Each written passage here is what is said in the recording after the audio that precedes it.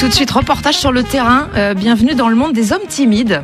Ils ne savent pas bien comment s'y prendre pour séduire les filles, pour entrer en contact. Rémi et Aloïs ont créé une agence de séduction au programme théorie et pratique. Là, on est à Odéon, en plein cœur de Paris, et on attend notre client élève pour l'atelier Street Session. Donc, c'est comment aborder une femme dans la rue sans la mettre en fuite. Et si possible, c'est le but, d'obtenir des numéros de téléphone. Numéro de téléphone égale des prochains rendez-vous et peut-être des prochaines histoires. Donc, c'est une étape clé et importante.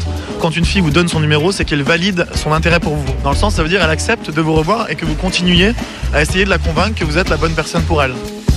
Moi, j'ai pris un cours de séduction, c'est-à-dire que j'ai payé 500 € pour draguer 40 filles. On est descendu dans la rue, et puis toutes les jolies filles qu'on trouvait un petit peu intéressantes, on leur a dit bonjour, voilà. Ça m'a permis d'aborder 40 filles alors que je l'avais jamais fait. Ça a libéré une énergie en moi.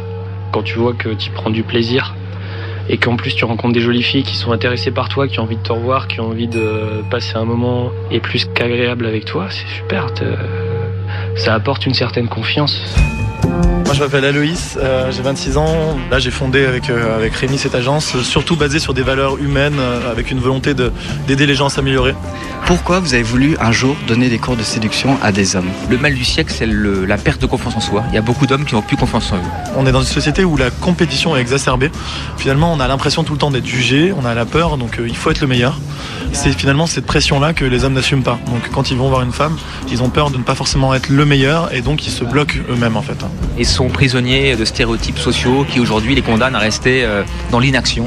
Le prof du timide, c'est un mec qui a des fantasmes par exemple, qui rêverait d'avoir plein de femmes mais qui n'ose pas agir. Il a peur du rejet. Chez l'homme, c'est un truc très dur, ce qu'on appelle le fameux râteau.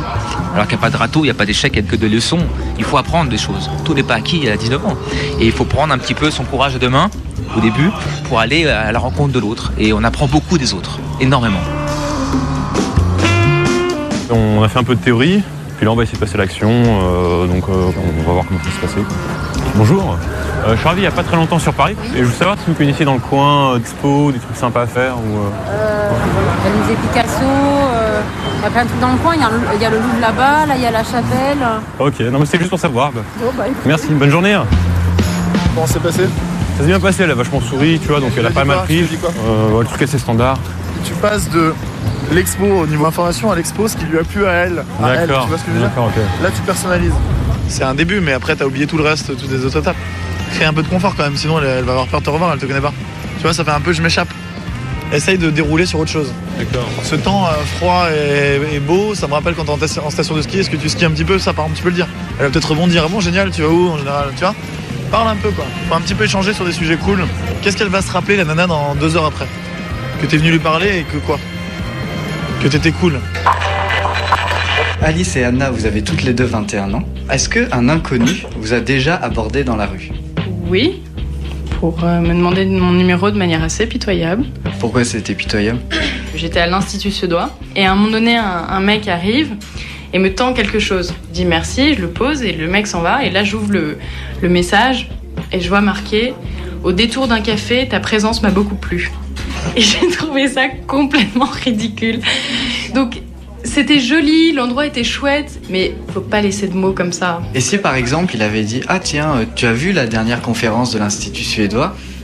Est-ce que là il aurait eu ses chances ? Je pense qu'il aurait déjà eu plus de chances, parce que c'était un lieu que je côtoie assez régulièrement, donc c'est moins gênant, et ça ouvre des possibilités de conversation qui sont peut-être un peu plus importantes. Plutôt que tout de suite dire « Écoutez mademoiselle, je vous ai trouvé extrêmement jolie, je vous arrête », parce que ça peut être assez courant. Moi, ça me met mal à l'aise qu'un inconnu me fasse des compliments, genre profondément.